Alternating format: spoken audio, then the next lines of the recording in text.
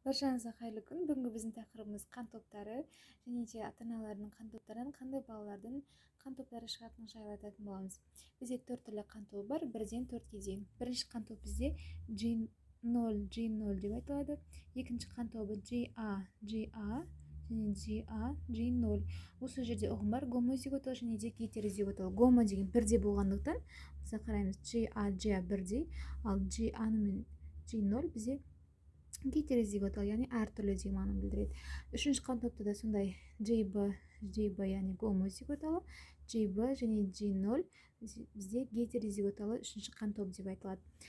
Төртінші қан тобында GA және де GB деп айтылады. Бізде қазір донор және реципиент туралы ұғымды анықтама береміз.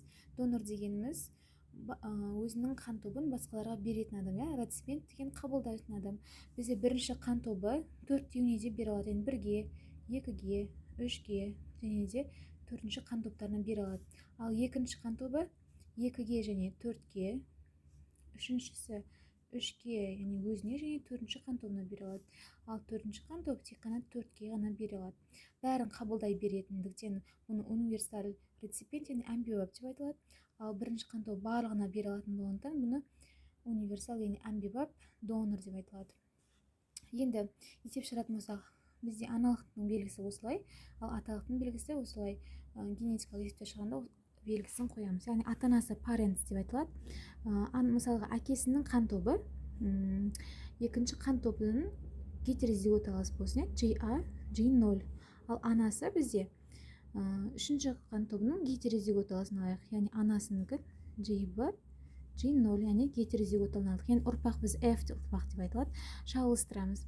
Біріншісімен біріншісі и біріншісімен екіншісін шағылыстырамыз. Яғни бізде біріншісінде шығады GA, GB. Екінші GA мен G0. Енді осы екінші мен 3-ті, екінші мен 4-ті шағылыстырамыз. Бұл жерден GB, G0, бірінші А немесе Б жазылады. Одан кейін ғана G0 және G0 шығады. Яғни қараймыз, А мен Б бізде 4-ші қан тобы, яғни балаларында 4-ші қан тобы кездеседі. GA, G0 деген екінші қан тобының гетерозиготалы түрі кездеседі. GB, G0 деген үшінші қан тобы, G0 деген бізде бірінші қан тобы кездеседі.